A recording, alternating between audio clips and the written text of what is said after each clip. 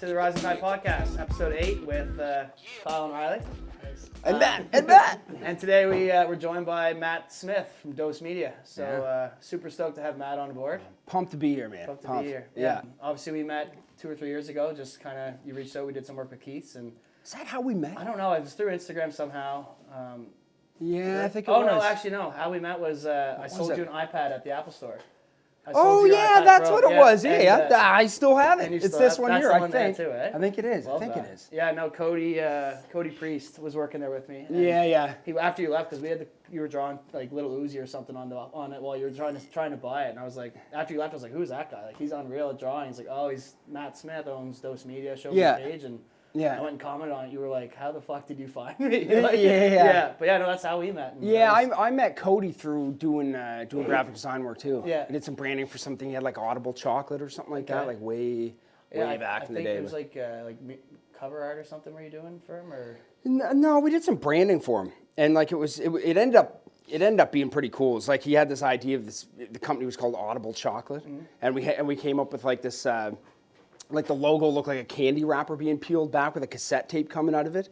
Okay. And like the cassette tape looked like a chocolate bar. And it was actually pretty cool. Like, It was actually a pretty dope logo. And like to this day, Cody, if you're watching this right now, this freaking guy still hits me up like 15 years later, like, do you still get those AI files? Like he does it like every 8 months or something. It's like, dude. Yeah, you're like, yeah, still on them. Here's the AI files. Save them somewhere, bro. Like, oh my God. It's like been like 2 decades. It's like I've had 3 kids since then. That's crazy that you still have them. I have everything, man. Everything of my whole life. How many drives you got in the go, do you think? No, probably not as many as you guys, man. No? You video guys are crazy. I go and shoot a couple things, man. It's like filling terabytes. It's crazy. Yeah. I guess that would be a lot less, but. Yeah, it's like we finished this weekend with the weekend with the Thunderbirds. It's like 500 gigabytes, just no problem. Yeah. It's like, it's absurd. Well, I graduated college in, it had been like 07 or 08. And I remember like, in photo class, we had to go out and buy these things called thumb drives, and we didn't even know what they even were. It was like, okay, so I go into this place, man, and I still have it. It was this little blue thumb drive, and it's still just like sitting in like an old box at my house. The thumb drive's 32 megabytes. I paid like $70 for it. Oh yeah. Well, that's like even like you look at the iPods when we first started out. There was like a 1 gigabyte and an iPod came out, and you were like, this is fucking sick. I can have 1,000 songs on here. It's like imagine only having a gigabyte for music. Now. Oh like not good. It's like a 14-second 4K clip. Yeah, literally. Oh yeah. Crazy. Yeah, I guess sure. Matt, come circle back just to give our viewers, listeners a little bit of insight. Maybe just give us a quick run through of who you are, what you do, and why you do it. I guess just to. Oh man, that's a loaded question, buddy. It's on the spot, but just kind of. What do you do? Are we adjusting the cans for this too? Yeah. Matt's with I make beer cans. No. It bothers me that they're all in a line and then there's just one running by itself. Bothers me that they're all and I wrecked it all on you. Too. No, my name's Matt Smith, and man, I've got like a long, crazy story that I don't know if we want to bypass or not. But I started as a street artist, like, oh man. I was spray painting a lot in like the early 2000s, so like 2000, 2001, 2002, I was like hard into street art, like all through high school and stuff. Like we would take our lunch breaks, and I remember all of us in the crew at lunchtime would sit down on our lunch breaks and like take these 11 by 17 pieces of paper, fold them over, tape the back, and make these like long stretched out pieces of paper on the desk at school.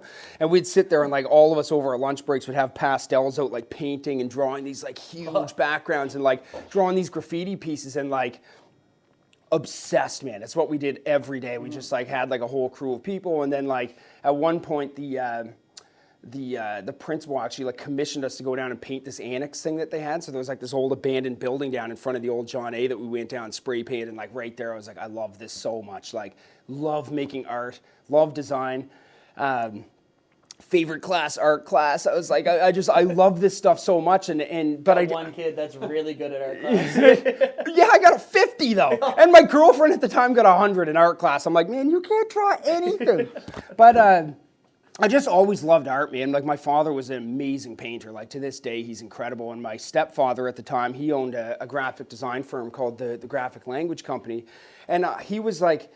Before high school every day, like I'd be going in at like 5, 6 in the morning and like helping him build logos and stuff. And this would have been on like Illustrator 3 or 4 or something. Like we're on like Yeah, what man? I don't even know what number I we're on now. I literally wouldn't know what Illustrator like. Well, they I've stopped. never used They it. stopped kind of categorizing because we're in the creative suite era now, where it's all in the cloud, so they don't have the numbers like Yeah, they it's used all to. just- But like, it's all just I'm there. an OG man. Like, there was like a few tools on the side, and I remember sitting there like making logos for my stepfather before school and stuff, man. And like, but I never really had much guidance really. Like, I didn't know how to take my passion for design and turn it into a career and Right. something that's actually gonna pay me. Right. And then had a run-in with the law one night while painting.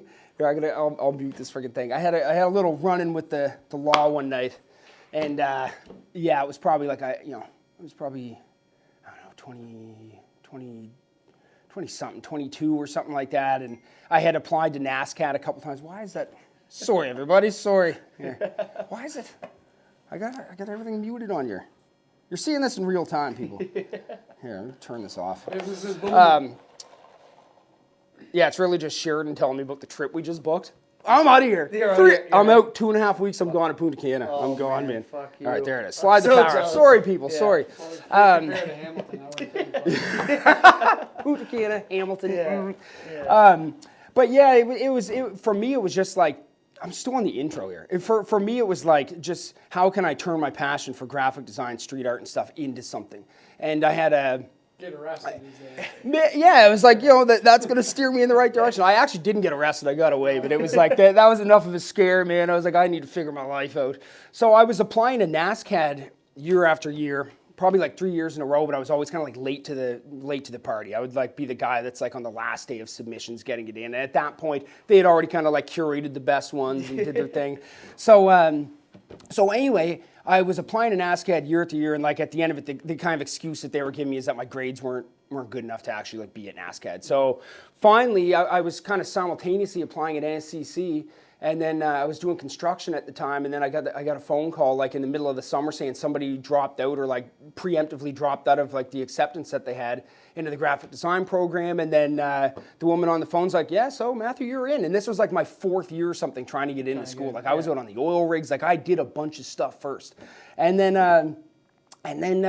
yeah, they accepted me into the graphic design program, and I went from like failing art class in high school pretty much to like getting 100 in school. Like I was like front row every day, hand up, like asking questions, stuff like that. And it just goes to really show you, man, like when you're passionate about something, how your love of something can take you there, man. And it's like here we are now, like, yeah, man, I feel like a dinosaur at this point, but like here we are, all these like 2 decades later or something, and like built like a really good life for myself and everything off building brands for people, which is pretty cool, man. And funny, and doing it on your passion point too, right? That's the biggest thing. Yeah, man. No, I've said like when I've been trying to like explain to people who's coming on next, a lot of people like are asking, and I said Matt's literally like goals for me. I was like, Matt found what he was good at. Now has a family of 5, beautiful house. Like, you get to do what you love every day. And it's like that's for me is like right up the alley of like what I'm shooting for, and it's inspiring to hear that you start out that story, kind of going down the wrong path, turn it, find what you love, and.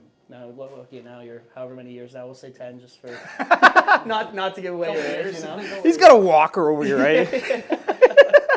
But yeah, no. I appreciate that, man. Yeah. I do. I think sometimes, like, that my story can be like a light for people, because I did come from, like, not a whole lot. Like, my mom was good. She bought me Nikes and shit like that. Like I was my one thing. I was like, Mom always had Nikes on my feet. But like, we didn't have a whole lot, man. And it was hard to find guidance as a kid, like, just trying to find what it is that I want to do with my life. Right. And then just being in a spot now where like, life's good. I'm doing exactly what I want to do. Like you said, I've got a family of 5 now. I've got 3 kids, man.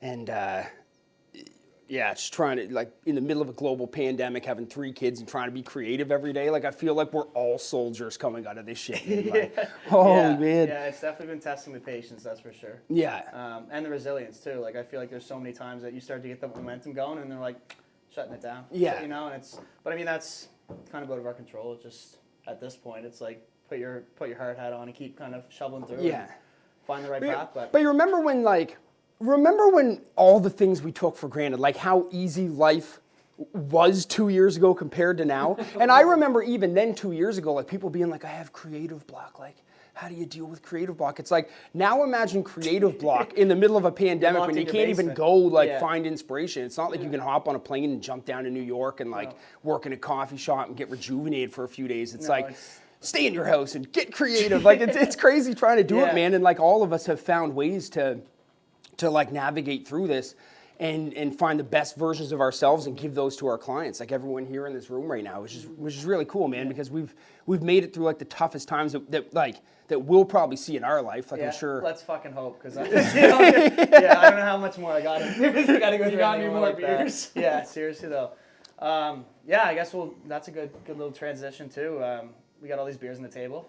Matt, can you explain to us why all the beers are on the table? Well, I wanted to have a beer this morning, but no, I mean, I just thought it might be like a little talking piece too. Like these are some of Tim and I's clients that we love the most. I mean, we love working with alcohol companies, and I jumped into the LC on the way up here. So like these aren't like, like I didn't get my hands on like the best of the bunch. They were just basically like a bunch of cans that I loved that I saw on the shelf when I ran in there. But I love that one, man. I love that key stuff there. But we pride ourselves a lot on this, man. Like Breton Brewing was one of the first companies to give us a chance. Like we all these companies we built the brand for the most part. Like no, Route 19 was done by another agency, actually an agency I used to work at. But we kind of like carried the baton forward. But like even Breton Brewing, like we did all the branding for Breton Brewing and like all the different variations of stuff that we've seen.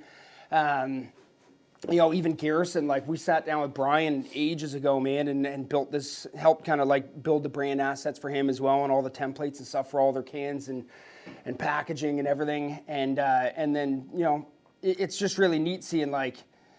Just kind of seeing the evolution, man, like going from like a startup company like Breton Brewing and then landing Alexander Keith's for a client, like, I don't know, 5 or 6 years later, and now like moving on to Olin's as well. Like, we've got some like big companies now that have put their faith and trust in us to help bring their vision to life, and it's been awesome, man. Yeah, no, it's incredible to see the brands you're working with. Obviously, they're all extremely credible. Like that's another thing too. Like you've done the branding for the Thunderbirds too. You guys helped design that. And I mentioned that to a couple of guys this weekend when we were there. I was like, we got the guy that's coming on that designed everything. And they're like, he fucking killed it. Like you guys won awards for that, no? Like we won a Clio award for that, which is pretty cool, man. Like I don't know a whole lot about the Clios, but I know like there's LeBron James commercials and shit on their little like teaser trailers and stuff. So I'm like, man, like we have awards with something LeBron's semi-associated with. That's cool. Yeah, exactly. Yeah, man, it's that Thunderbird stuff came out really fire. Really good.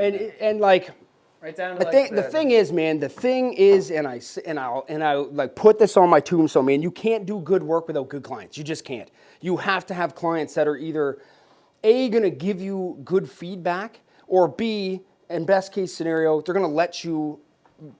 Am I moving out of frame on you, buddy? Am I jumping out of there? No, this one here records in 30-minute intervals, so you gotta check it out to make sure it's still there.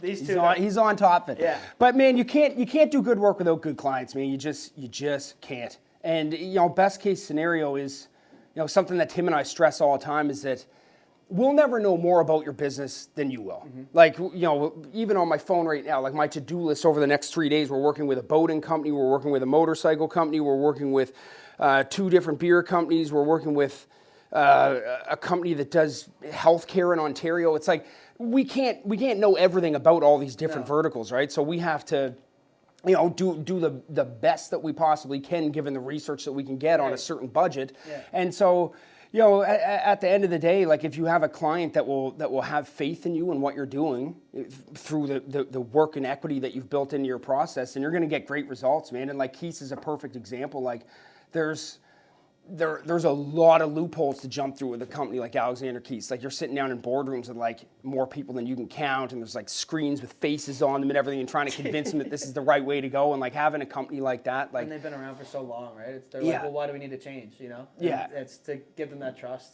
Yeah, and get them to build that trust. Yeah, I know you guys are obviously got that dialed in.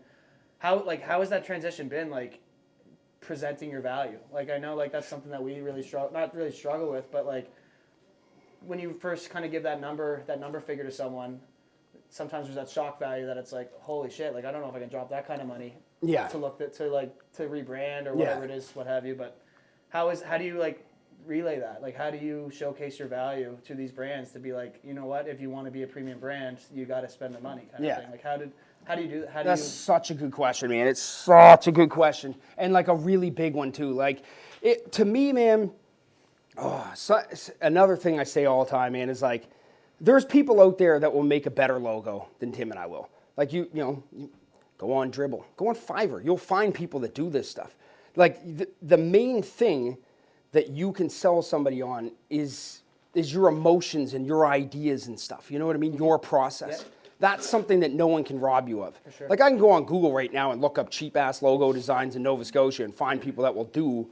You'll get a similar end result in a microcosm of it. Right. You'll have something shiny to show people. Yeah. But will you have that like full toolkit of elements? Like when you go to a trade show in 3 months, like what do your banners look like? What does the booth look like? Like was that fleshed out or was that left to the wayside? Like when you know, just thinking of those things, like if you're building a brand like Alex on your last episode, like that's predominantly going to be living on clothing, it's like, do you have something that can be reproduced on clothing well? Like that Yankees logo, like that thing's 3D puff stitch on a hat. Like if your intent is to sell hats down the road, was your logo and brand kit built in a way that you can 3D puff stitch it on hats? Right. Oh no, that's because you went on Fiverr. Like there's a process to this stuff, right? And like all these things that need to be figured out in the foundation of what you're working on. And like I think at the end of the day, man, something that Tim and I are very strict about with all our projects is like selling a process. Mm-hmm. And if you don't believe in our process, then you're probably not a good fit for us because it's just, I don't know, man. I've got kids to put in college and shit. Like so you need to pay what I'm worth. Like I have 20 some years of history behind me now, man. And like it's important not to sell somebody on the hours it takes to do something. It's just because I'm bomb at doing it, I can only charge you 3 hours of work. It's like, no, you're paying for 20 years of work. Exactly. Here. Like, you it's know, you know what I mean? Picasso saying, right? The napkin, right? It's like I think you might have showed me that saying. I was like, well, why you sit down with Picasso? He draws something on a napkin, takes him a minute. He charges you $40,000. The person says, well, why the hell did you charge that? It's like, because it took me 20 years to learn how to do it that quick, right? And that's something that, I mean, even you were what, like when I did my first client, like first job with you. Yeah.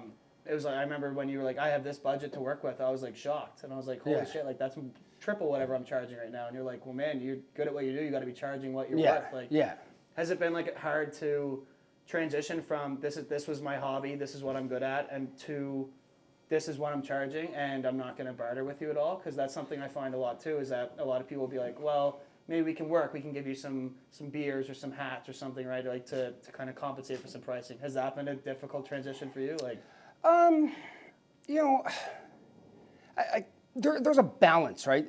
And there's someone that made a chart. It's like a little triangle. It's like if they have to either be like great clients or want to do creative work or have a lot of money. It's like there's like a little triangle thing, and they have to check a couple boxes on this thing. Or you can only have two of them. Sort of. Yeah, something like that. I'm probably butchering it, but it's something like that. And like at the end of the day, man, like if someone has a whole bunch of money, but you can tell they're going to absolutely suck to work with, I'd rather be driving my four-wheeler than working with you. I just really don't care. Like so all that to say, like, Tim and I, if we see an opportunity to do something fun with someone, and it's like you can see you're going to make a real difference in their lives and they're going to be fun to work with, like, you know, we'll work for next to nothing to help good people and do fun stuff. Right. But like at the end of the day, man, like we're all trying to get paid here. And like as an industry, when you have somebody down the road from you that's out here doing like work for a tenth of the budget, it's like, man, you're dragging all of us down. Yeah. Like we're doing good work in this city and across the board. Like people don't understand. Like, you know, you send someone a PDF deck with something in it, and they're like, maybe thinking like, really, we spent $25,000 on a 10-page deck or something. But it's like, were you there in the shower when I was crying, trying to figure out like what to do? Like every minute of my life thinking about this, like eating a steak dinner, and all I can think about is like how to sell your product. Like it doesn't stop. Like sure, the deck might have took 2 hours to put together, but you just chewed my soul apart for the last like 3 months. You know what I mean? Yeah, like you have to account for those things. For sure. And like even another thing, man, being a small shop like Tim and I are, like even having a line item that's account management. Mm-hmm. That's in there now. Yeah. Like we have to manage this shit. Like sure, we're designers and web designers and stuff, but it's like at the end of the day, like we're answering 500 emails to get a project across the finish line. Like we're doing the bookkeeping and sending stuff over to accountants and doing like, you know, there's accounting fees on this. Like we've even had clients question. It's like, I don't know what to tell you. I mean, someone's going to manage the account. Yeah. No, that's like even like Kyle said too. It's like it's hard to, it's really tough to like manage that and like have. I lost my train of thought there. I read the can. But like on the beers on the brain. It is. I honestly want to crack one of these open. Do it. But, yeah. I like these. Something about the accounting side. What am I going to grab? Were you thinking along the all the clients are like, what cans are you going to grab? I'm going hazy.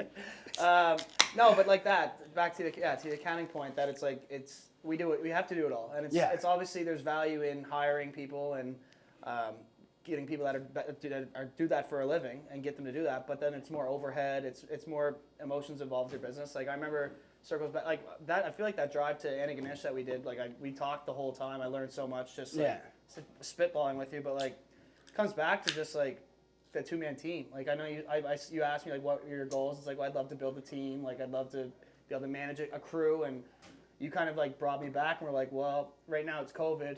I have no stress over hiring people. It's just Tim and I. So it's, how's that been, like building that decision? Like for you guys to kind of stay, how long have you guys been in business? It's 5 or 6 years. 5 or 6 years. Tim, don't kill me, man. I forget what we're at. We just passed another anniversary. It was 5 or 6. It's something like that. Something like that. How like just yesterday. Yeah. Boys, cheers. It's good to be on here, guys. Cheers. There it is. Cheers. Cheers, pal. Love me a lot, Jim. The cameraman. Cheers, bud. Joel, do you want a beer? Joel, have a cold one, buddy. Yeah. And we haven't really mentioned Joel before. Joel Jennings, production assistant. Is that what we're going to give him the title of? PA? Yeah. I don't know. He's got sexy hair. He's a good guy. Yeah, check him out. He's been helping us out, managing all the cameras and making sure that we're still rolling and everything here. So make sure you take a second to check him out. Joel. Yeah, Wow. a couple clicks for Joel. I come on and all of a sudden your face is on camera, right? Having a beer. Oh no, his face still isn't making it there. No. Maybe we'll put him in the thumbnail. It's just his pants and his arm reaching for a beer. It's Joel. Yeah, no, and like you said, I'm stoked to have you on here too. I feel like I have all these questions running through my head trying to figure out what I want to ask you, but it's just even just having you on here to have this conversation. Like I feel like there's so many people in our industry where there's such a like low barrier to entry into our industry that it's all really talent based. I feel like there's so many avenues that you need to go down to really figure out like, how do I do this? Am I doing this right? Like, and it's just really important to connect and have these conversations and make sure that's like you get a better understanding of the industries. Because like I know when you said that about like diluting the industry and making sure that everyone's pricing and building each other up, like I feel like that's a big like gray area right now. At least where we are in our stage is trying to make sure that we're charging the right amount and not undercutting the guys that are arguably doing better work than us or doing different work than us. You know, it's like it's one of those things that's really tough to like. Well, even people that you think are doing better work than you, why are they doing better work than you? Like, what is it? You know, that I don't, and that's $1 million question, right? Like it's just because that comparison method, right? Like that, it's like, oh well, we have all this gear. It's like we should be doing better work, and it's not really how it doesn't always work that way. I feel like there's definitely like for me individually at least, like I've plateaued a little bit. That was like when I first started out, I was so passionate and was like editing and just doing videos for fun all the time, and then you kind of hit that wrench where you're like, okay, well I got to start doing this for money, and I got to do like corporate work, and it's not really as enjoyable. Yeah. And you kind of lose that passion a little bit. And now my passion really has shifted to growing our business and like expanding and learning these other avenues of like, okay, well, how can we generate more money and how can we make passive income and how can I have my family of 5 in a house that is built off of just this? And it's been great to have Kyle aboard because Kyle's new into the video industry and he's so passionate right now that it just kind of fuels both of us. Yeah. And I don't know. It's kind of a little bit of a tangent for me to go on, but I think it just kind of comes back to just having someone to hold you accountable, and obviously you have that with Tim. Yeah. Man, you touched on a few things there that we should totally talk about, man. Like the barrier for entry is one topic that we should touch on because that's like really interesting. And then I also think we should talk about the like being held accountable. Mm-hmm. Like I'll go on that first as well. It's top of mind, but like. Man, for me in my life, man, I've never needed someone to hold me accountable. And I think that that's an important mantra to have. Yeah. Like, you know, especially in the stupid COVID world that we live in now, it's like we're all stuck at home in our jammies and trying to motivate yourself to get up every day and do it. But that's like a fire that you have to have inside yourself to do that, right? And like, when I said to you about the work thing, it's like, why are people doing better work for you than you guys? It's like, why is someone doing better work than you? I don't know. Yeah. Like, what is the answer for that? Because I mean, some of the best videos out there are shot on like iPhones and shit, and they're just you know, the thing that you have to do, and all of us have to do, is sell our process and ideas, and that's the thing. Because every single person, like I had a friend who's actually in my iMessages right this minute, he messaged me yesterday. He goes, I'm thinking of getting my girlfriend a nice camera. And she comes out riding with us, and she's seeing the bangers I'm taking. And she's like, I want to get a nice camera too. And it's like, you have an iPhone 13. Yeah. You're going to be okay. Learn to edit and how to frame a photo sure. properly. Right, like, exactly. it's not just going and getting a nice camera. You're going to, we all know, you get the low F stock, you're going to get some bangers. Yeah. But at the end of the day, like, if you don't have an idea, you're nothing. You're just like everyone else on Fiverr that's doing shit. Like, you have to sell your process. So Fluffing, right? You got to fluff. You have to fluff, man. I'm the fluff master. I know. Like, my decks actually, are like, when I'm showing someone a logo, I kid you not, the deck's almost 100 pages long. Yeah.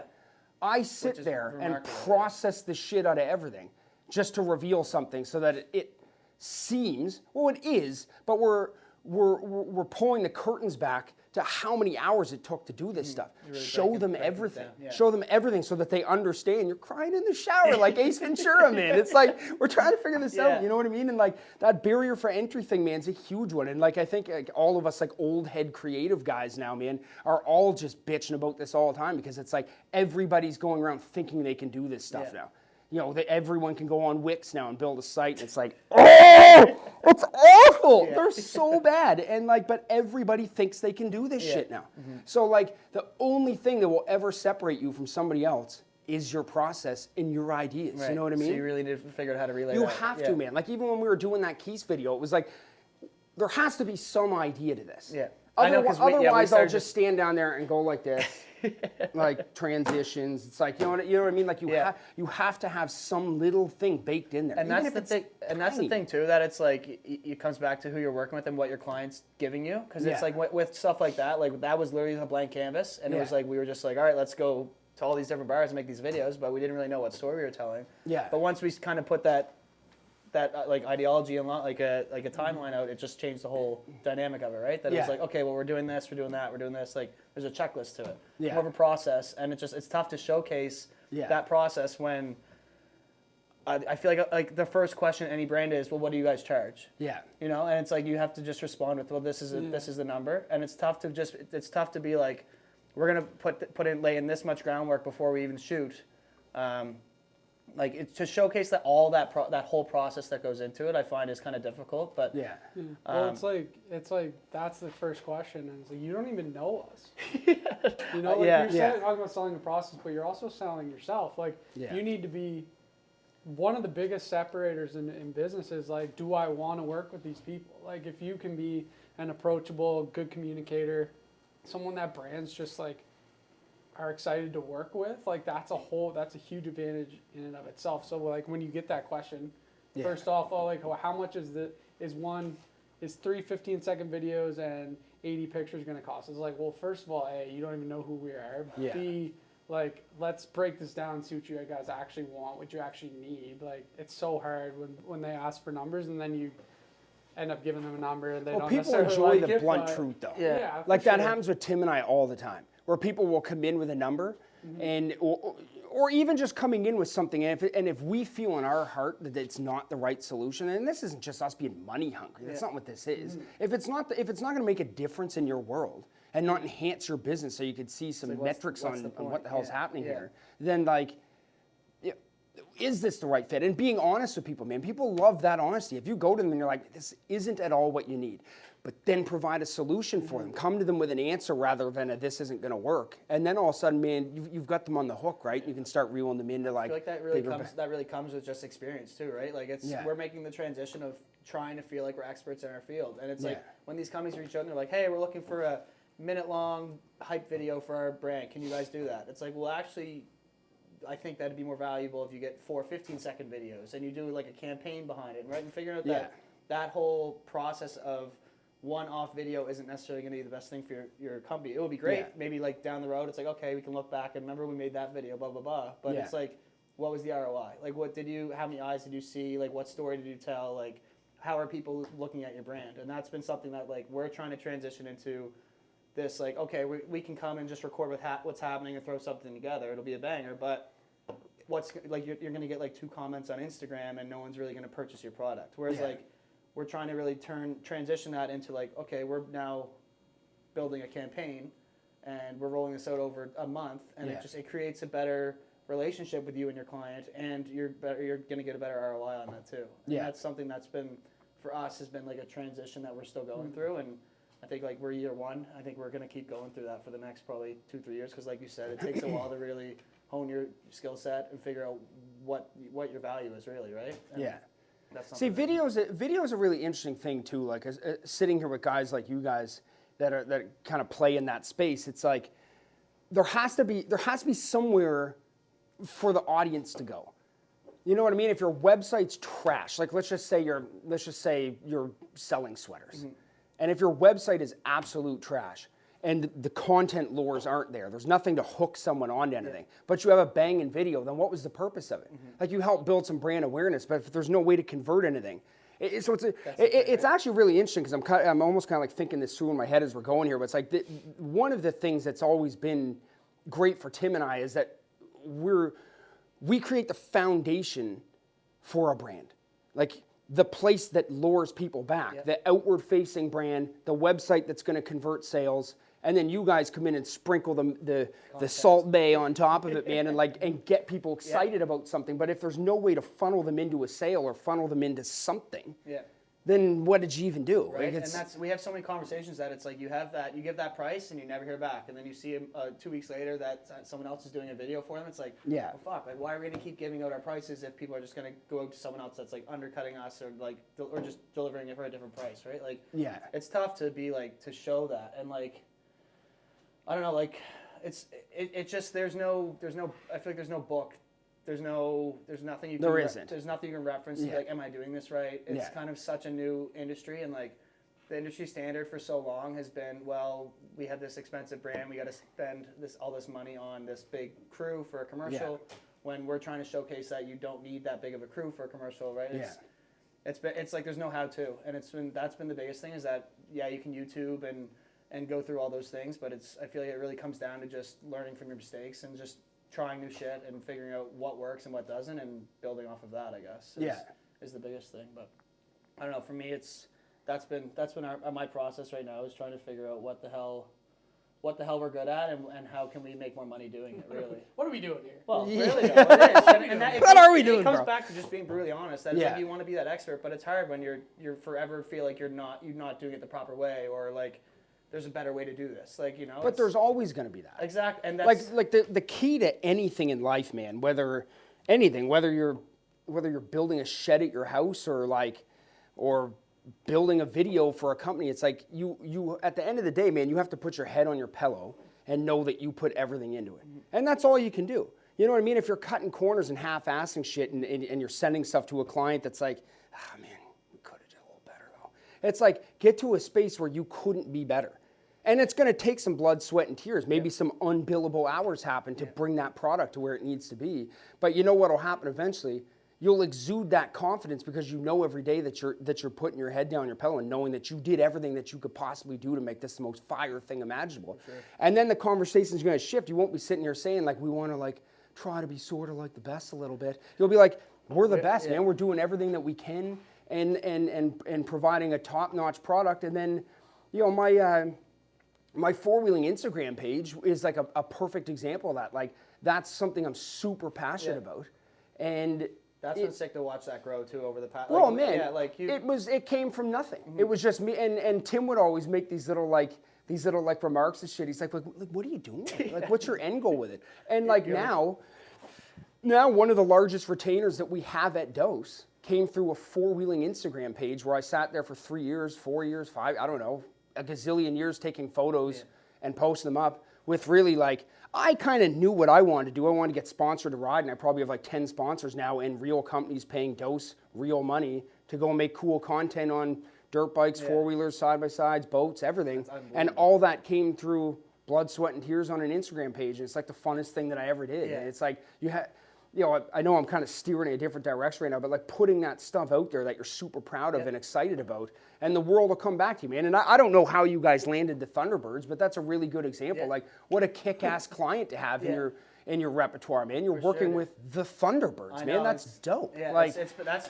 for us. It's been unreal because it's given us that kind of brand identity that like when people look at us, they're like, oh, well, they work with the Thunderbirds, so clearly they're trusted. And no, that happened. Just I reached out on Instagram when they launched that they were coming here, and just said, hey, if you're looking for a videographer, like let me know. And they ended up reaching out a couple weeks later, and kind of all fell into place after that. Like man, Kyle and I are fortunate that we're both kind of like we grew up in hockey, so like being in the dressing room, being around those guys, like we fit in. Like we fit in really well with the players, the staff, the ownership. Like it's just been an unreal relationship. But no, that's one of those things too that it's like now. So we've been doing that, and now it's like now our eyes are set on like it's like okay, well the NHL's there, the NFL's there. It's like how do we keep providing this unbelievable content for the NLL and then make that step so that we can keep being the better version of ourselves too, right? Yeah. My goal. Do you want me to give you my opinion on that? Because I could. Yeah. Like, are you trying to chase sports stuff? Is that kind of like? I've just been like, that's where what I enjoy. Like, just going to the events, being around all the fans, like, just like being in the locker room for me has been like, it's just been rejuvenating. It almost feels like I'm like falling in love with another sport again. Yeah. Like, kind of miss that hockey camaraderie that you get in the dressing room. So for me, I love the sports industry. I know Kyle's passionate about it too. Like, I just like being around the sports storytelling and like it just. When you're recording shit like that, you're in the rink with the lighting's unreal, the jerseys look sick, the team's doing unreal stuff. It's like how do you not put like a banging song on and just make that look cool? You know, like so for me, like that's been the biggest thing is that I really enjoy it. So what is your website? Well, let me go on your ads. Don't look at that. No, I'm going on. We're doing this in real time right now. What is it? UnchartedCreativeMedia.com. Let me see. It does not match any of our branding at all. We're gonna do a critique in real time. And that's been a thing too. Is like we haven't. Really. Matt, you've done so good at like. Is that posts. you guys? Yeah. It's not even your logo. I know. We don't even have our logo. Oh, boys. We're still like bouncing around through like finding our identity too, and it comes back to just like that thing of like when you ask, do you guys want to stay in sports? It's like, well, yeah, because it's what we enjoy, but like. We're just still finding out our identity and what our niche is, and like I feel like we can't depict that over our branding. Like it's like we can't relay that. I don't want to set our branding in stone and then be like we're stuck to this. This is who we are. Okay, I'm going to give you all the answers right now. I'm like an oracle over here. So Burberry, did you see the rebrand that they went through like a year ago? Have you seen the Burberry rebrand? It looks like a lot of the other fashion companies now. It's like a Versace kind of like. Well, let's look this up too. I'm going to show you guys this thing. So Burberry, for like man, I don't know. They look like one of those companies that's like they've been around since Jesus. It's like a million years. But like Burberry, their logo used to look like this right here. It was hyper stylized. It had this horse and this guy with this baton and everything, and now they're this. And the reason that they went this way is because it's more generalist. Like it allows them. Like we live in this world now where like, you guys know, man. Clients need video work every 3 days, new campaigns, new ideas, TikTok and all this. All this shit. They have to exist in a million channels at once. There's so many ways that a brand needs to connect with the consumer. So one of the smartest things you're seeing happening with a lot of these brands now is. Their trademark, their icon, their logo is stripped back. It's Helvetica. It's simple. It doesn't say anything new. It's like a street sign. It says nothing. It doesn't have an identity. And then it allows all the channels underneath of it to grow and morph and change as the times change, right? So, like the answer for you guys is probably just like a very stripped back. 365 did a good job of it. The logo is minimal. Yeah. It's nothing. Well, that's like what I've been saying too. Is that I've really just loved like the minimalist, like even just Uncharted. Like just breaking it down. Well, it allows you to do anything. You can get into cage fighting. You can get into anything. I'll ask your opinion, Matt. When you like with this being our podcast, do you think it's ridiculous that we branded it under like the Rising Tide rather than Uncharted? Probably not. No. No. Well, I don't know. It depends. Like. If your podcast fell under Uncharted, it could potentially pigeonhole you from being able to explore new things with your podcast in a few years. Mm-hmm. You know what I mean? If you guys end up deciding you want to hyper focus on sports, then all of a sudden your podcast better only be sports related. You know what I mean? Right. Mm-hmm. Where right now the Rising Tide thing, it's like about entrepreneurs and about entrepreneurial mindsets and stuff. So it can live as an external entity from the company and allow it to kind of do its own thing. But I mean, it's still plugging back to your company at the end of the day. Yeah. No, and that's the thing too. It's like for us, my thought process is that like if we say we're the Uncharted podcast, guys like Matt and Riker might not be as inclined to come on our podcasts because it's promoting our brand, like our media brand, and not so much as like this platform where it's all cohesive and for everybody, right? Like, you know what I mean? And like that, like even the Rising Tide, like for me, it's not even just entrepreneurs. Like I want to just have conversations with people to share stories. Like, it comes back to like you when you were saying like you didn't really know what you wanted to do and like you were trying to find your identity, you're going down the wrong path. Like I kind of went through the same thing. Like I failed at university, bounced around some different jobs, was a garbage man for a bit, like did all this shit that I didn't want to do, and there wasn't really any like when you get out of high school, your first thing is go to university. You'll figure it out from there. Yeah, the template. Right? And like I really wanted. It sounds corny, but I really want to just have a platform that like people can reach out and be like, oh, I didn't even know that was a job. Like, you know, like when you were coming out of high school, like obviously social media has obviously come a long way since then. But not buddy, we were over there with cups and strings, right? But like coming out, you would never know that like digital design would be such a lucrative career path, right? Yeah. Like, so that's just something I want to showcase all these different avenues, like to have people like yourself, have athletes on, have like Alex McLean, like show these different entrepreneurs that found what they're passionate about and kind of just went outward from there. And that's been my biggest thing is why I want the Rising Tide to be separate from Uncharted. And kind of answered my own question for you there, but I did want to hear your opinion because like I said, you're a brand guru, obviously. Like you work with some big brands and help with the foundation, and that's something that we're still trying to build is our foundation. So I don't know. That's branding is a tough one. I've always had I've always been amazed at what graphic designers and like brand developers like you can do, because it's really taking you're creating something that didn't exist before. Whereas like video, we're sort of either telling a story or just like showcasing something that already exists. Where it's like you're literally creating something from nothing, and to be able to conceptualize and then put together like a good design and all that, it has always been like really mind blowing to me, and something that I have a lot of respect for. So like you guys do awesome shit. So well, like one of the bits to our process that we walk our clients through that a lot of people don't understand this. Like they think that this is a brand, and it's not. It's a trademark for a brand. And a lot of people don't understand that distinction. Like they come to us and they're like, we need a design done. I'm like, what? And they're like, well, we need a brand made. And I'm like what a brand is, like by definition, is a person's gut feeling about a product, service, or entity. So you can sit here and say like, you know, let's just use Uncharted for example. Like you could sit here and say like, oh, we're the best sports guys that make videos for sporting companies and stuff. But if your audience thinks you're generalist and that you don't really play in the field of sports, then your brand isn't that. Yeah. It's not the sports gurus. Right. Mm-hmm. Your brand is how your audience perceives you. Mm-hmm. So, you know, like people that do it really well would be like Apple, obviously. Yeah. Like they've curated this idea. You know, maybe they're not the best example. What would be a good example? Maybe a good example would be like Pepsi and Coke. They almost taste the same. Mm-hmm. Most people can't even tell them apart. One's red, one's blue, and you buy into this idea of a brand. Yeah. Or like Budweiser, you know, not that the beers taste the same, but like Budweiser versus Corona kind of thing. It's like Corona has positioned themselves as being the brand for the beach. Yeah. It's like when you think of Corona, like they give you the sun hat in your 2-4, and like every picture's some hot girl down on a beach somewhere. They do it with intent. It's not by accident. No, of course, they're very intent with the way they're curating their marketing. Everything's green water, sun hats.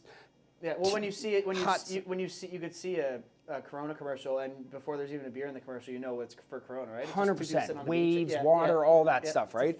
Where like a company like Budweiser, like they play in that like sports world. It's like the Budweiser commercial at the Super Bowl. It's like the cheering. They just feel different. And it takes time to do that. Like we'll get clients that come to us and they think like we're gonna like build Rome in a day. It's like you need to start training your audience to perceive you a certain way. Right. And that comes through like great content like you guys are creating. It takes time to start getting them to understand that. And like if you do a good job building the foundation of a brand, you're getting the right foot in the door early, and you're going to start. You can't drop the ball anywhere. You can't have like a really cool website and a business card that's printed on friggin' Vistaprint for 5 cents. Yeah. It's like if you have a great logo and a great website and great merchandise, have the friggin' $5 business card. Like make interactions that are meaningful with people, right? And like trying to curate everything in a certain way. And like I think that's like a super important thing to do, is to just make sure that like you're not dropping the ball anywhere. And then back to the Apple thing, it's like Apple, they're the masters of branding. Yeah. They don't drop the ball anywhere, man. Like their phones, their watches, everything's consistent. The way they talk about their products. Yeah. You know what I mean? It's the language, right? It's the culture. Like they've built that culture, right? Yeah. That it's like, well, if you're doing something premium, you need to have an Apple product, right? Like that's basically how they've perceived it, or like portrayed it for the general masses, right? It's just like, we're the top brand and we're going to continue to deliver. And that's been like a thing with us, is like we're still so new to learning this industry that when we're putting these podcasts out and it looks unreal and the audio is still shit, it's like, fuck, like are we dropping the ball? Like are people going to think like, oh, those guys don't actually know what they're doing? Like it's one of those things that we're showcasing that we're learning and growing, and I'm hoping that it's being perceived that way and not like, oh, these guys shit audio, you know, like good show, shit audio, you know, like one of those things that it's just trying to really like be the premium in all the categories that we're hitting. And it's tough that this is still so new to us, but people expect it to be good because our content's really good and our equipment's really expensive, but we're still learning how to. Nah, you'll figure it out, you though, know, man. You know what I mean, though? Like it's. Yeah, we're essentially. How old are you guys? The process. I'm 27. Yeah. Yeah, 26. Oh, I mean, you guys are young bucks. Oh yeah. You'll be all right. You'll be all right. And it's just. I hear you though. You know you have to put the best out there. And like we're trying to find our foundation, and our foundation really, for me, I will speak for Kyle too, that we're generally good guys to get along with. Like we're good to work with. Yeah.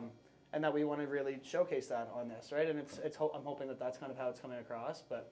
Well, Will, man, like, you know, Gary Vee always says, man, if you wait until it's perfect, nothing's ever going to happen. No. It'll never be perfect, man. Yeah. And that's a good way to live life by. You should never plateau. No, like once you start getting to a space where it's like, man, this is so good. Yeah, where can you improve, and constantly try and improve? And it's hard to do, but like.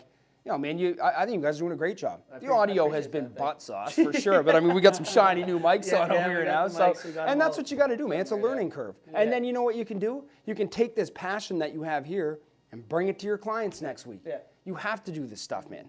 Yeah. Is what it is. That's how creatives need to be, man. Like once you feel yourself running dry and like the juices aren't flowing anymore, it's like get out and do something new. Yeah. Spin a globe, drop your finger, go there, and get inspired. Is that like, why you're going to Punta Cana in a week? Nah, man, that was a little more thought through, man. Sharon's been in front of the laptop, like bleeding eyes, trying to figure out where the hell we're gonna go, man. This is just like, man, like these kids, man, they've been home, like they're, you know, man, like they've been out of school for like 8 of the last 10 weeks and stuff, and then we got the Rona, so then we were all friggin' locked in the house. Got it too, right? Yeah. Oh man. Yeah. When did you get it? I still don't know. No. This would have been touching every can. Yeah. No, this would have been like 3 or 4 weeks ago now. So we're like super immune. So we're like, man, let's go get rejuvenated and get out of here. Fair enough, man. That's been my thought process too. I got over Christmas and I was just like, fuck, I'm walking around with my mask off. It's like, I can't get it.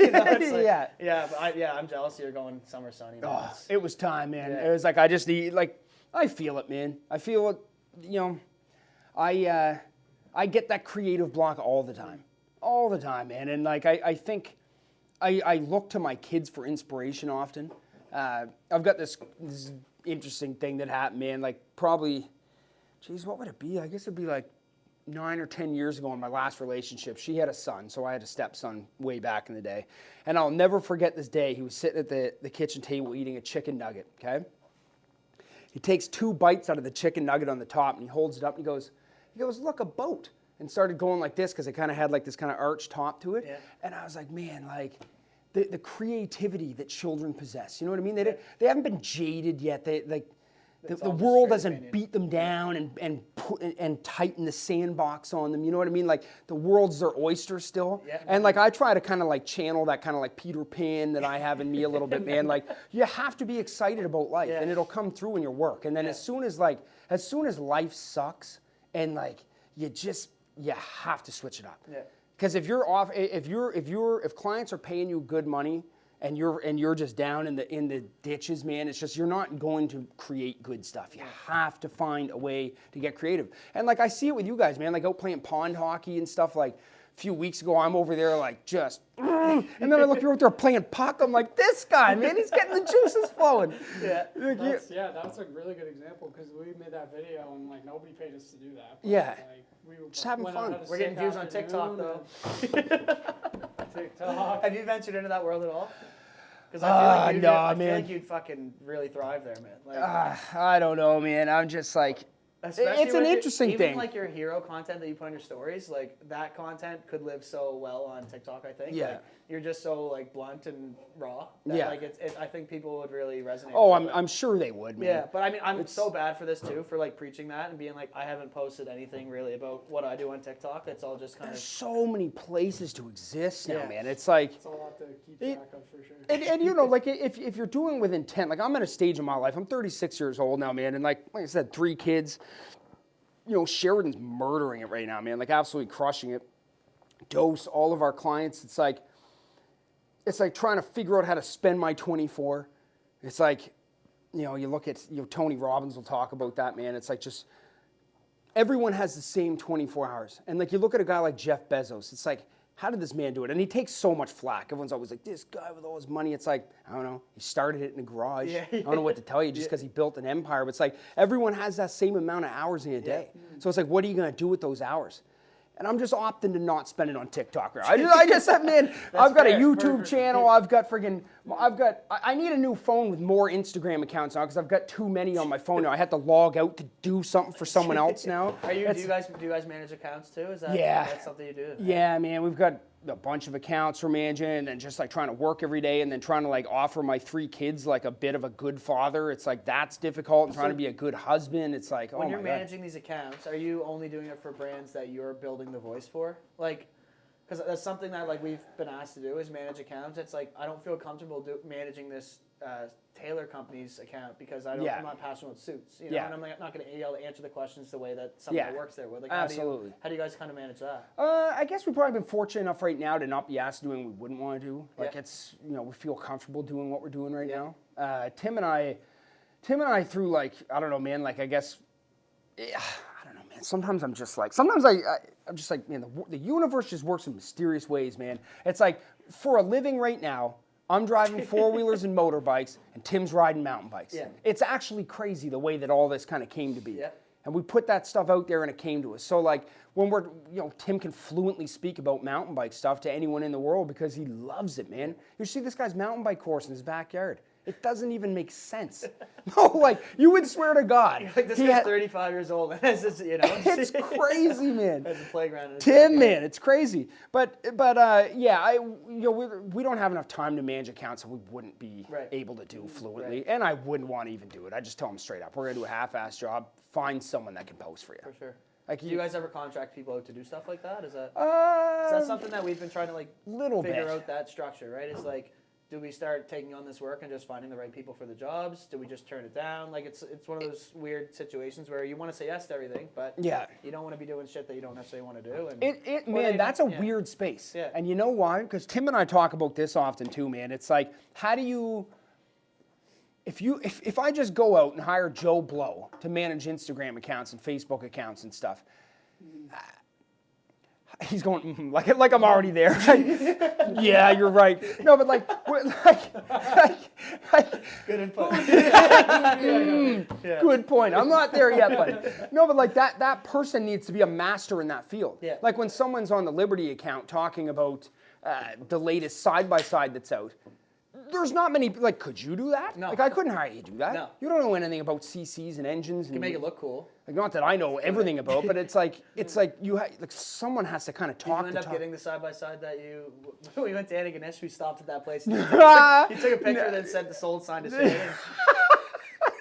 No, I Didn't didn't, that way. man. That's how I you're still- didn't. you're still married, I'm so running that's out of why. room in the friggin' driveway, man. My driveway's fire right now. You should see it. It doesn't even make sense, man. No, I don't have a big enough driveway. No. To fit all this shit. I am going to get a side-by-side at some point because the kids are like, Daddy, like, I can't even leave the house without them anymore. Yeah. I'm trying to go do dope stuff, and the kids won't let me out of the driveway anymore. So I'm going to have to get like some big limousine side-by-side here at some point. But. So yeah, it's an 18-seater or fucking side by side. Yeah. Yeah. No, that's funny. But yeah, no, it's I guess circle back a little bit. Dose.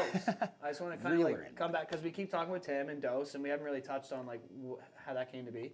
Where did Dose come from?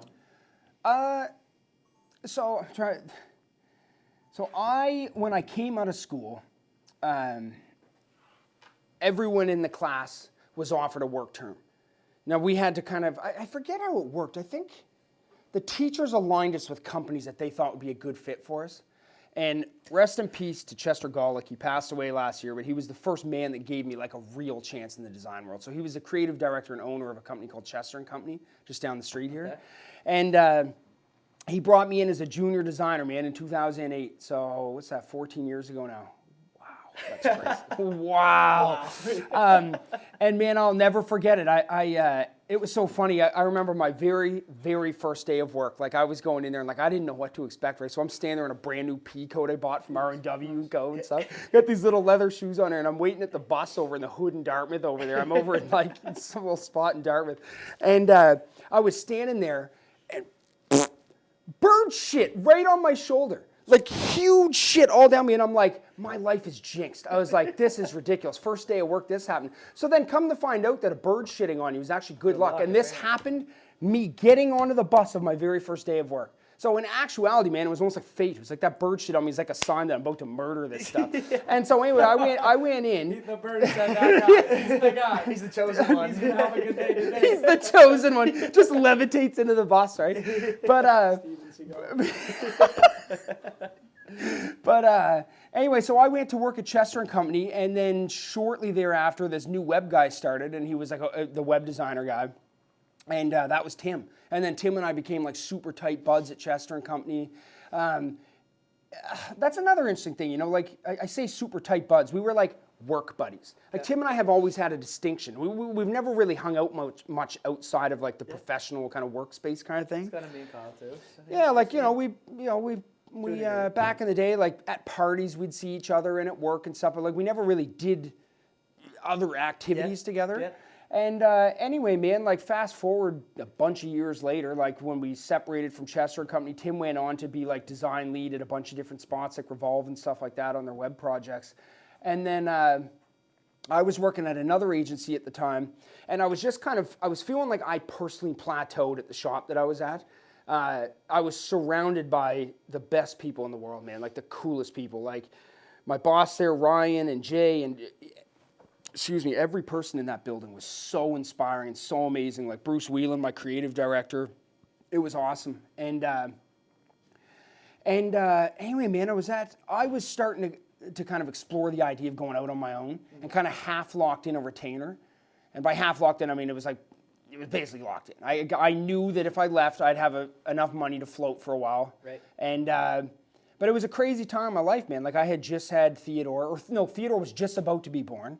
We had just bought an expensive house, like expensive to us. Mm-hmm. And here I was, man, with this opportunity. I was like, do I jump out on my own? I know I'm good for a little bit, but like I have a family. Like, what am I doing? Yeah, I'm good on my own, but is that? Yeah, and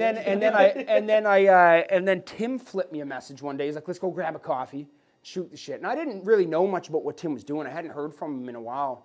And Tim and I went and sat down at Starbucks, and come to find out that Tim had kind of been doing his own thing for a few years at the time. Mm-hmm. And I kind of told Tim about where I was at, and he was like, man, we would be a dream team.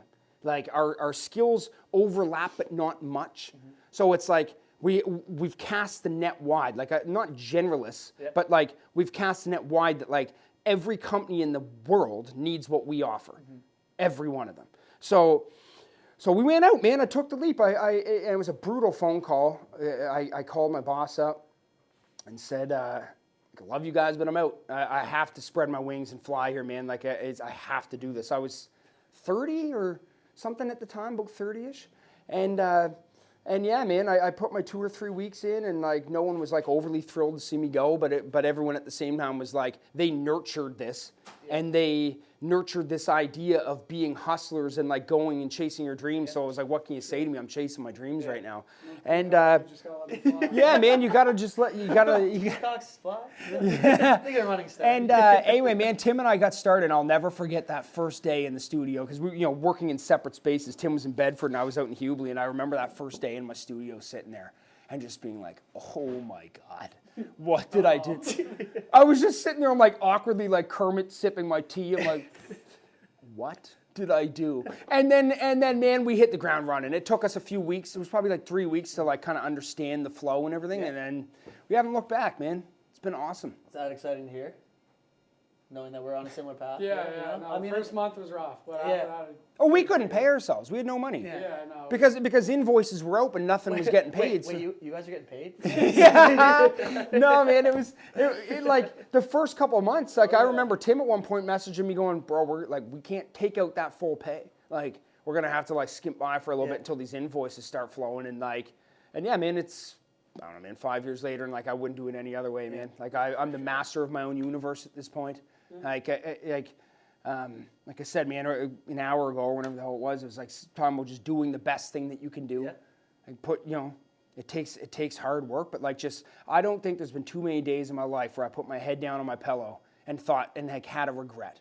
Like I feel like I've pretty much lived life without regrets, and I think that's a really neat mantra to kind of exude in this universe. Is like just live life with no regrets. Like even if you fall and stumble, learn from it. You know what I mean? Like be a better version of you after the stumble. And I think that's like a really important thing in business, man.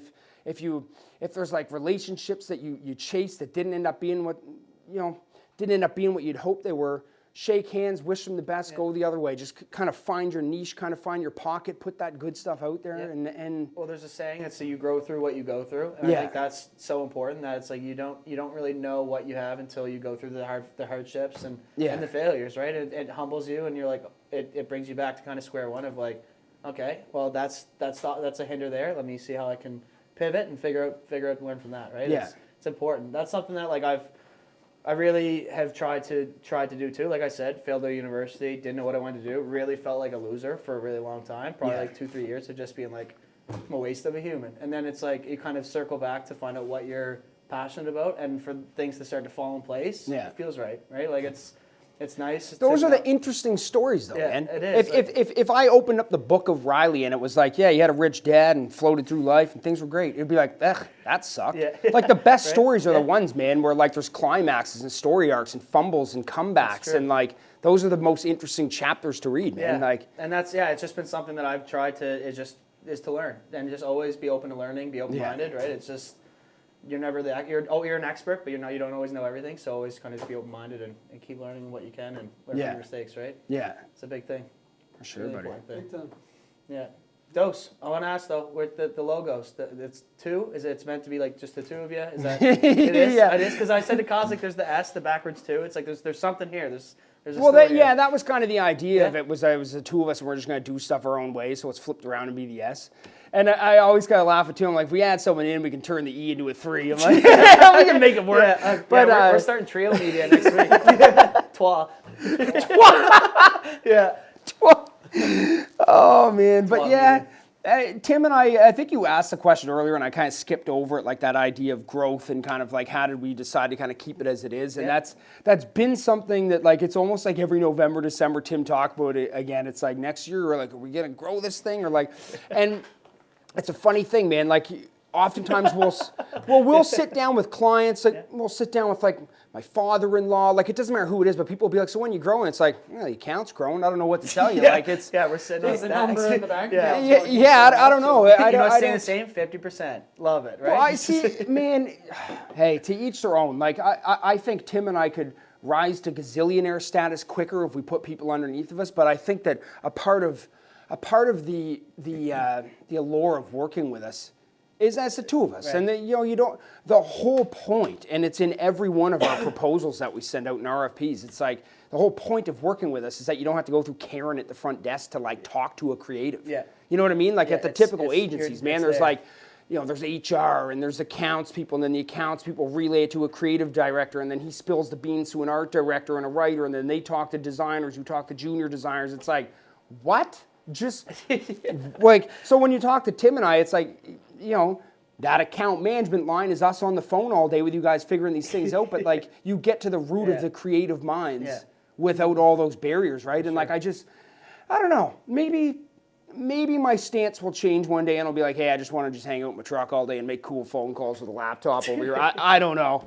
But right now, like I really like doing design work. Yep. Like I find, man, that without designers, the world would be like a super ugly place. Absolutely. And like I like to think that if I'm having fun doing this and, the bank account's good and we're, making investments that are gonna see my kids and Tim's children through school in the future and stuff like that, then I don't know. I like to me, life is all about collecting smiles. I stand by that, man. Like I think, you see like Matt and Riker there that just went over to Uganda, I think it was. Yeah. You see those kids dancing out there in the dirt, man? Yeah. Not a penny to their name. Smiling, kicking balls around like life's simple, right?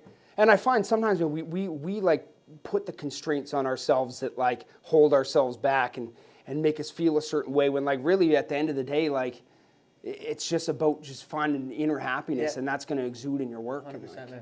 Yeah, no, that's played a huge part in me wanting to get you on here is just because I knew that like you just exude that and like your vibe is just so passionate and just happy, and that's just like it resonates, and it's something you feel it kind of rejuvenates us. Like I was stoked to get you on for this. So I appreciate you coming on, man. It's been good so okay. But yeah, we'll have to get you on again too with Tim. I don't know how long we've been rolling for here too, just so to keep. Hour and 10, hour 15. Okay. Any more questions? So doing out in the woods on some four-wheelers? Hey, man. I've never actually been four-wheeling, weirdly enough. What? I've never been four-wheeling. Really? No. Never have. Don't know anything. He's like shocked. Don't know anything about truck rams. His 3-year-old son's been out more than you have. Yeah. No, I feel like it's one of those things that like if your family does it, you do it, and if your family doesn't do it, then like. Well, we've built like a whole group of us. Yeah, well, and that's the thing. Right? It's like to us, it's kind of a funny thing to get into on this podcast, right? But like to us, man, it's become like a lifestyle, and it's really cool because every person that we go out with now takes pride in how their machines look, and all I want to do is take cool pictures. Yeah. So like if everyone was out driving on like busted ass Hondas and everything, but like everyone's on these tricked out rigs now, man. Like everyone's got crazy lights and wheels this big and like everything done. So it's like a lot of fun to go out and make content with everyone. I know my roommates, like Chad, obviously. He's been trying to get you out there too. He wants to get out there because he's like just looks like it's fun. He's like, but he said your style of four-wheeling is different than most people's style of four-wheeling because you go out to get stuck, right? Yeah, man. I just want to get stuck. It's expensive though, man. Holy frig. Yeah. Shouts out James, my buddy, man. He's a good friend of mine who's an awesome mechanic, and he's the only reason we can do this stuff. Like without James, I would have been bankrupt a year ago, man. Like there's no way I could afford to do this. James. It's crazy. We're breaking, like we just go out and break everything and then haul each other out and cry about it. James fixes it. Or if you're with people, because there's a lot of time you'll go by yourself. You're like, and it's like it's so. I don't know. Speaking of learning, you obviously don't learn off those things because you'll throw up a story and be like, "I'm out here again by myself. Don't know how I got here. Don't know why I'm out here." But no, those solo rides are usually a little more tame. I remember, because I remember you showing me the video of you eating shit somewhere back in the woods too by yourself. Yeah. I had the drone going. Like I had the drone. I had the Fuji set up and everything. It's funny, man, when you're out shooting by yourself. Just like what the great lengths you have to go through to like create some content. Yeah. Like I'll have like a tripod set up with a food. Like everyone else is like what? And I'm out here. I've got food stuff. I've got a drone in the air looking down on the field. I've got GoPro here, GoPro on the back. Like all this stuff. So many cameras to hit record on. It's fun though, right? Yeah. It's fun out making content. Yeah. We keep saying it. We totally need to get out and do it. I know. I was just going to say too. It's like we got to get out because we'll definitely make some killer content to get out there. It'd be awesome, man. Yeah, it'd be so fun. Just be fun. We'll do it. I'm down. Get some 240p going. Yeah. The camera, these FX3s shoot super slow mo. It's crazy. Yeah. Are those the new ones? Yeah. Those ones are. They got the FX3, the 6, and the 9. So we're on the 3s. They're just the cinema camera, but sweet. We're slowly working our way up there. There you go, buddy. Yeah. You'll be on the red camera soon, right? Yeah, someday. Deadly. Matt, another question I have for you. Have you ventured in the NFT space at all? Why do you keep bringing up NFTs, bro? You did on the last one too. No, but Alex was big into like investing in NFTs. You, I feel, could produce some fucking phenomenal stuff that people would want to buy. Yeah. Have you ventured into looking into that at all? Oh, I've looked into it. Oh my God, man! It's like, to me, it's ridiculous. Like, here's what I'm gonna say. I'm gonna say it straight up. And I think this whole non-fungible token thing, man, is gonna change the world. I really do. I think there's amazing use cases for it.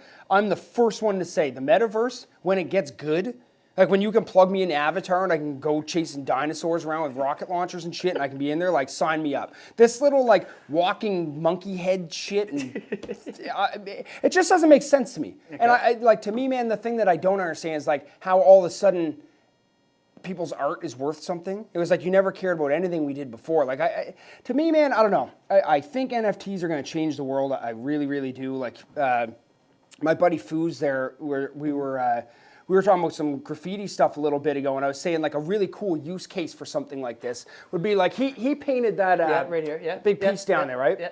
And I was saying, like, imagine when these Apple glasses come out. You put these glasses on, you're walking down the road. And all of a sudden, you walk up to this piece on the wall down there. Oh, excuse me. Probably shouldn't have been drinking beer on here. Just like, and you walk up to this thing, and through your glasses, it says that this piece was produced by this artist. Here's his link. You can donate him money. Yeah. That's an NFT right there. That whole transaction's on the blockchain. It's locked in, and I can through my glasses or my phone or whatever, wire him some money and be like, that's a really cool piece, man. Like, here's $20. Me and my kids were walking by and thought this was the coolest thing ever. Kind of like a Patreon. Blockchain use case, super dope. But this whole, like, people pretending that these stupid heads, like, I don't know, man. I just don't buy into it yet. Do I own crypto? A shit ton. like Tim and I, man, have company money flowing into Ethereum and Bitcoin all the time. Yep. We're in it. But we just started doing the same. I just don't know, man. I'm not sold on it yet. I don't know. I think like from the standpoint of just like transactions and just like the proof of transaction, I think is really going to be important. And not only that, but like it's just that clarification of things being real, right? On the being the blockchain. I mean, like I think like that's where it's really going to live, is that people aren't realizing that it's not just going to be these monkey heads. It's going to be like, oh, you signed a contract for renting a car. 100%. That's now on the blockchain. Yeah. You know, it's like there's no discrepancies. It's there. It's locked in. It's in its infancy, right? Yeah. We're seeing the stupid shit that always happens. Yeah. It's like when we used to sit in high school and play Snake on our Nokias, and it was like this piece of shit game that consumed my life. And like now look at what we're doing on our phones, man. It's like NFTs, man. It's in its infancy, and it's going to run this world. And like to bring up the boys in Uganda there a minute ago, it's like, you know, you're going to start being able to see these like impoverished communities start to be able to actually like do banking without a banking round. Like if they can get some internet somewhere, they can operate their money how they were never able 100%. To before. Like it's going to change the world for sure, man. 100%. 100%. It is in a weird spot right now. I feel like NFTs, there's a lot of like people trying to like ride hype and flip for profit. That's the issue. Trying to get in and find like the right one that is still going to be around in like years and years, right? We're just like basically. Well, it's right now. Everyone's fucking just rushing it. You know, like celebrities are seeing the opportunity here that it's like, we can fucking rip off all these people. Just have to back this one spot. You know, it's gonna come full circle where it's gonna die. Yeah, that's not very nice. Do you want me to swap out another battery? How close? What's the one? Oh shit! We can. Stop it right now. Stop it right now. Just because. Man, very, very few people in this world get rich quick. Yeah. It's a grind, man. I feel like we should be recording this. Like, it's... Well, I mean, we are still over here. You're still recording. There we go. Oh. We're recording again now. If it's too good, it seems too good to be true. It pretty much always is. So that's. And you're gonna hit your jackpots, man. If you look at my history of transactions over the last 2 years, I have bought the top of almost everything in the world. I bought into Shiba. I bought every one of these pieces of shit. And I'm into something now, though, man. I'm into something that I think is going to blow up. But that's just it. Like you very... I hope it's drip, because that's what we're into right now.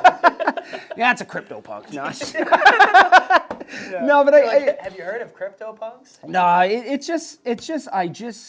some people luck out and they pull it off and they get the Bugatti money out of this stuff. But like as a general rule of thumb, if you're playing the long game, and you guys are talking about homes and families and all these things, like how much money are you willing to lose at a casino? You know what I mean? Yeah, pretty much. And it's like, 100%. you look at a guy like Warren Buffett and his format to invest in. What's the guy own? He owns Coca-Cola. He owns Apple. You ever heard of Good it? companies. You ever heard of Good them? companies. Like, good companies will always prevail. Yeah. Company like Tesla. You know what I mean? It's like that. Find companies that have great CEOs that have a vision, and then just pray they don't do any scandalous shit in the media. Like, you slap a butt 28 years ago, and next thing your money's at zero. Yeah, But you never know what Elon's gonna say either. Though. but you know what though? The thing about Yeah, Elon yeah, Musk, yeah. probably getting way off topic, but the thing about it's Elon Musk is that this guy, he's a dreamer. He never stops. He built PayPal, sold it for $1 gazillion. Then he's like, okay, I'm going to change the... Electric cars would have never come out if it wasn't for him. No, now everyone's talking about electric cars. Then he was like, oh, okay, I'm finished with that. Okay, we're going to space now. And now I'm going to start providing internet to the whole world. Yeah. And there's a traffic problem in Los Angeles. Let's start boring holes out and fixing that Yeah. shit. When you say it all like that, it kind of sounds like a bit of a supervillain. Man, and then when But those he's not, he's a when superhero. those The guy's a kids superhero, got man. trapped in like Thailand or whatever, the guy invented an underwater rocket to go save the kids. Yeah, He doesn't stop. superhero. Like, Those that's are his those superhero, are the type of people He that is. you want to put your money in because they're dreamers and they he's not chase only things. a dreamer, but he's also a realist at the same time, and Yeah. that's something that I respect too. Is that like when he's making these claims, he's like, I'm not saying I want the world to go this way, but Yeah. this is what's going to happen, and it's like you gotta figure out what's like we gotta adapt because it's going to happen, right? Yeah. So like obviously it's like he tweets something out and the whole fucking he tweets an emoji Well, of a dog. here's and all what of a sudden he is. Sheaves up at 4. Like, Here's what Elon Musk is, and sure he has a team around him. He's a dreamer that finishes and executes on his executes, dream, yeah. and that's the problem that we not a all planner, possess. yeah. He does too. We Yeah. all do it. Yeah. We all have ideas, and we don't do it. Yeah. And then a guy like Alex, he did it. He had this dream about creating a clothing line that resonated with East Coasters, and he fulfilled on his promise. And that is a huge thing with creatives, man. Like our minds, that's what makes us creatives. Our minds race a mile a minute. Like I've come up with 100 ideas just sitting at this table just now, I know, and and that's why it's hard. It's like because you start talking and then you're like, oh, you start thinking about something. You're like, oh fuck, how do I answer what he just said? Because I'm thinking about the 4 best years. people in the universe though see it through, Yeah. and that's the hardest Yeah. thing to do. 100%. Anyone can come up with an idea, bring it to market, and a guy like Elon Musk just keeps doing it. Yeah. You watch when he's finished this repertoire of genius ideas he has. He'll find another thing to help the world out. Yeah. He'll keep doing it over and over and This over. guy's gonna get froze up and he'll be. Look, but he's got the shingles on the roofs that he's talking about doing. Now all of a sudden, all your roof shingles are going to be replaced with like mini solar panels, and that's going to run the world. Like, And does that seems batter- smart? Yeah, it's like Yeah, that seems like a good idea. we went from NFTs to that, but I it's know, like and I was gonna say I'm that- sick of losing money in these random ass shit.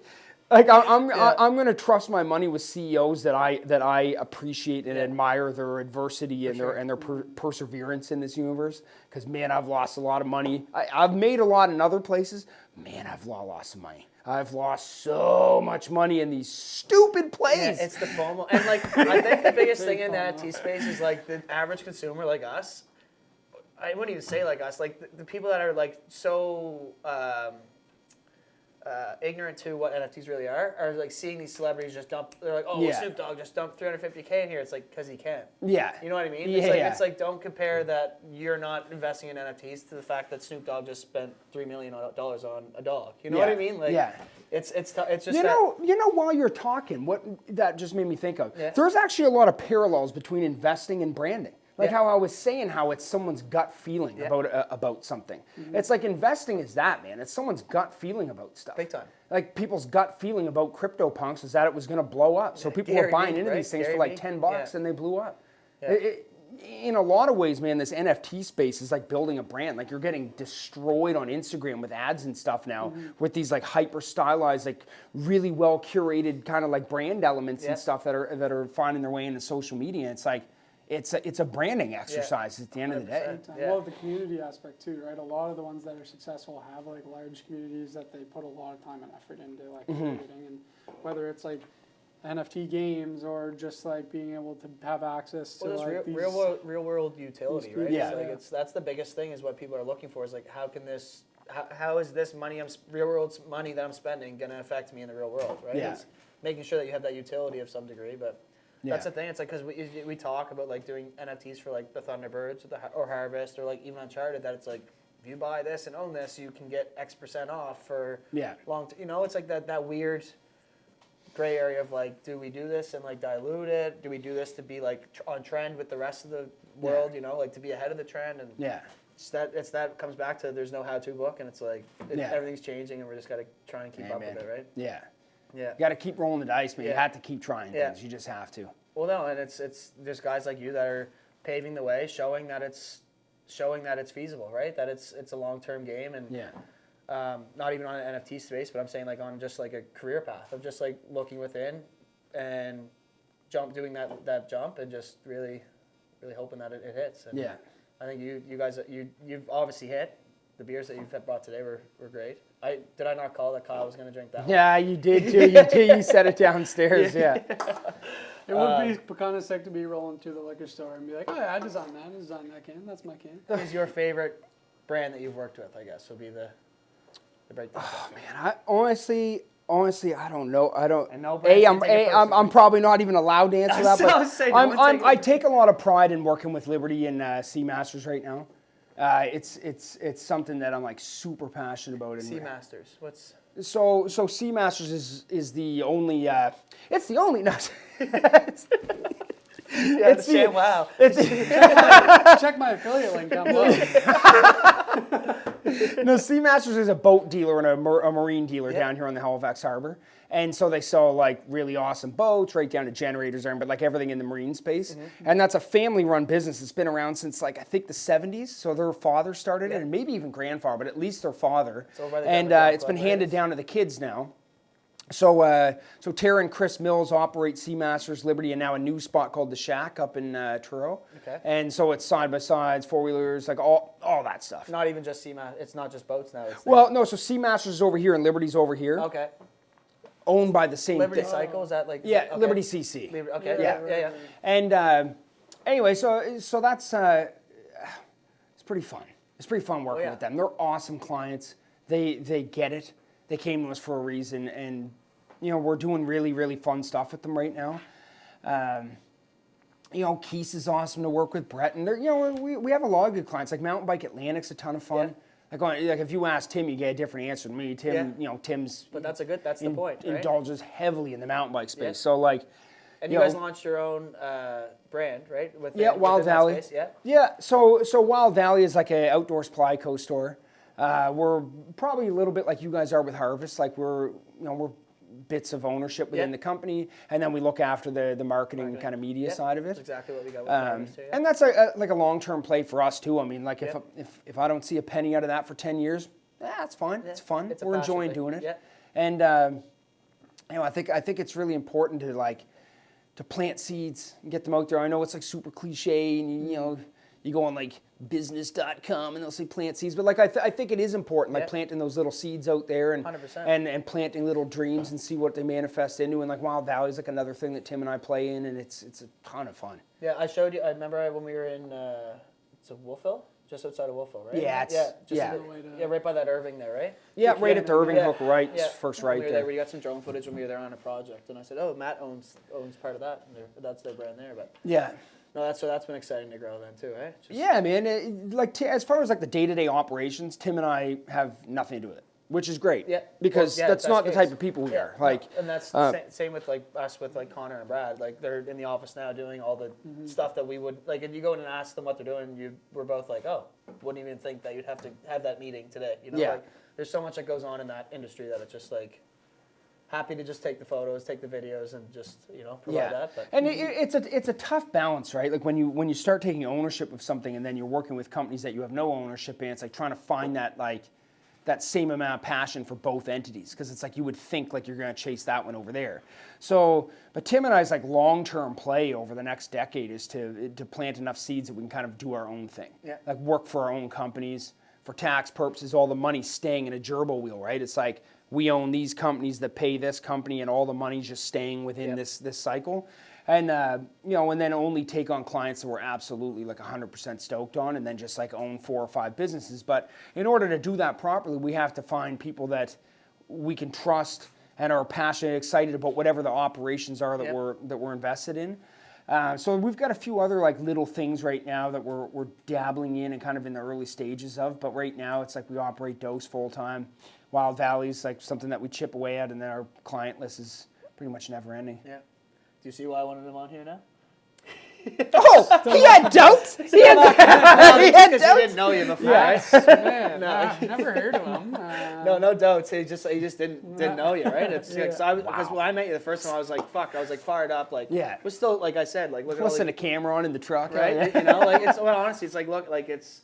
For me, it's exciting knowing that it's like, oh fuck, that was 2 years ago that we went to work on the project. Yeah, it would have been too, yeah. And like it's like to see how much this has like grown without even really realizing it is exciting, and like like seeing your growth too has just been like, because at that point I think Hero ATV was just kind of like probably like 2,000 followers, like a decent following, and like and everyone that follows that page I feel like is like invested to follow. Like Sheridan's brought some moms in there for sure. Yeah, when you get the tags, you know, It's funny now when you say that, because when the Sheridan posts a picture and you're in it or something, I'll do a tap. Oh, I didn't get the tag on that one. Yeah.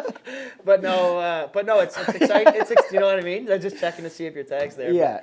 But, it's exciting to see that you've grown it, that you're making money off it now. Like you're working with brands that are. You should see the box I've coming to my house right now. RJWC sponsored me now, and that was when I was chasing for like at least a year. Yeah. And like on delivery right now, coming from Dartmouth, is this huge box of stuff, man, that's coming through like sponsored stuff. Unreal, like, right? And it's amazing. Yeah. And it's one of those things that it's like, even this, it's you got to keep pushing. And we talked about it downstairs. I was like, I'm just gonna keep doing it until it's a thing. Like, you know, like people will only celebrate with you once you've done it. No one's gonna fucking chase the process and be like, oh. Yeah. You know, you see the infancy and they might go back and re-watch stuff once you get to where you're going. Exactly, right? Like it's harder to get people to follow along. Exactly. So it's exciting to see that you've kind of honed in on that niche too, and you're happy. Like it's, and like, you know, and like I'm happy, you're happy, I know you're happy. Like Joel, he's happy in what he does, and that's kind of Yeah, well, it is, right? It's just that, what are you laughing at? He's so unhappy, right? Just gave him a thumbs up. I know. I just want to take a video of him over there too. No, you know what though, man? On that point, like for you guys, like I think it's another kind of cliche thing, but like don't gauge your success and happiness and where you are in this world on other people's success. Because that will do nothing but, like, not embarrass. That's not the right word. It'll hold you back. Well, like, and also just consider, obviously this is like an unrealistic thing, like situation, but just consider there's no social media, right? How are you, for us to get up every day and come do something, you just be doing it, just only us would be knowing about it. We're doing what we need to do. You're not looking at what other people are doing. That's one thing I've tried to do, is not to, when people are posting about what they're doing, or like, they're in this cool spot, they're doing this, it's like I've learned to not feel jealous or remorse or like, I don't know, just jealousy or envious at all from that, and just being like, oh, well, that's motivating that they're given that opportunity, and like hopefully that we can do that someday, you know, like it's really tough. It goes both ways that I say. It's like we're comparing ourselves to the guys that are doing unreal work, like Matt and Riker, like as we should, but it's motivating and also just important to not compare, right? And just be like, well, we talked about it on their podcast that like for Matt and Riker, they love to go out and be like active and go on hikes and stuff like that. Like obviously we're active and whatnot, but for us to create content for fun is this. And like it's really kind of honing on what's special to us and what's passionate for us. And that's been my biggest kind of takeaway so far. Has just been like, don't focus on the noise of what everyone else is doing. Put your head down, focus on what you're doing, and things just kind of fall in place. Yeah. I love you guys. Yeah. No. You know, like for being two people that almost seem like half apprehensive while we sit here, it's like questioning things in your own confidence and stuff. You know, anybody that relentlessly puts podcasts out with like 30 followers, that's commendable, because some people think that like this rise to greatness happens overnight. It's not. No. It's a goddamn grind, and people don't understand like how many hours go in behind the scenes on stuff. 100%. And so when I see you guys sitting here and it's like you're grinding out, making this podcast and doing your things, like you said, the hockey video where you're out there shooting stuff all day and everything. It's like those are all things, man, that are a part of your story, and you can't gauge your success and milestones and everything based on everyone else, because your story is different than everyone. Your background, your beginnings, the things that your restrictions and things, everyone's story is different. So like, I'm proud of you guys, man. It's been really cool seeing you guys growing and like everything that you're doing, and like, and you know, even to bring that net even wider, like I'm proud of this city and this province and everyone, man. Like I think it's really cool when we can all build each other up. And like I look at my contemporaries and I'm proud of what they're doing. When I look down the road and I'm like, man, these guys are crushing it. Yeah. And like, I almost get like that little bit of envy, but then at the same time, like, and I'm going to murder it, we're all murdering it, but like, it's cool, man. When people can look at Nova Scotia as like a hub of you know, there's cranes everywhere. It's like a hub of business and creativity and you know, things are flourishing in this province right now, and it's because of people like this in this room right now that are like in the streets making it happen. Yeah, and that's kind of where this kind of started, was that we just wanted to connect with people who see the end goal, right? Yeah. Like see a bigger picture. It's like a lot of people will say, oh, well, like you compare successes to say you're starting a podcast. It's like people are going to be like, oh, it's not going to reach what Joe Rogan does because Joe Rogan's doing that. It's like, well, Joe Rogan wasn't Joe Rogan when he started out. You know what I mean? Like there's different. You got to pave your own path and climb your own mountain, right? We're all on the same journey, but we're all on different mountains, and you got to go through the peaks, the valleys, and I'm just excited to kind of keep pushing towards that big peak. So. Yeah.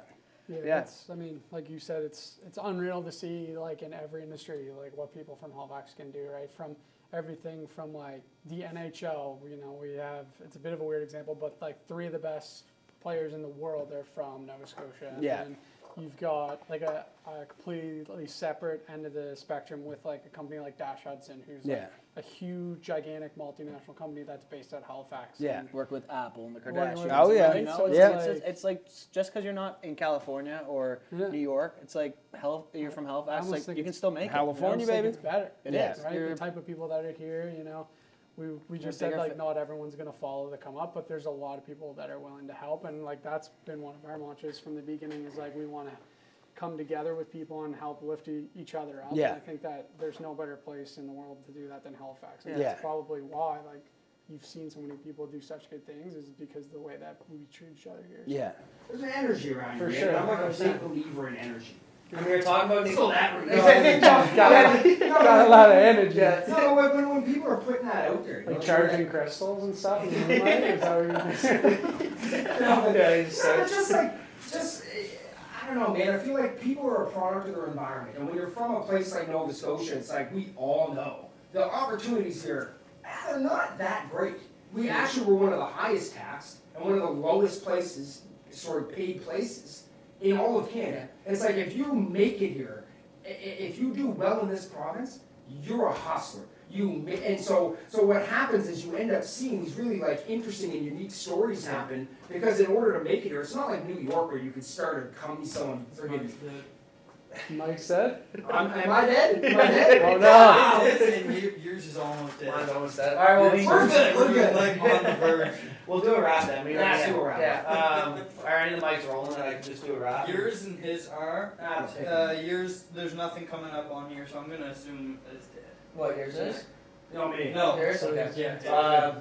Maybe just holding it up to Matt I guess, a little bit, but yeah, no, like Matt, honestly, I thanked you probably 4 times now, but thank you for coming aboard. Like, anytime. you joined me at an early stage of me going into the freelance world and really gave me the passion to kind of push. Wow, Riley, buddy. I Love you, pal. I appreciate it. Let's go. Yeah, what we like thanks to everybody. hear. I'll do the outro too. Thanks everybody tuning in to episode 8 of the Rising Tide podcast. Here with Kyle and Riley, pointing at the wrong people, and Joel. We got Joel back there too.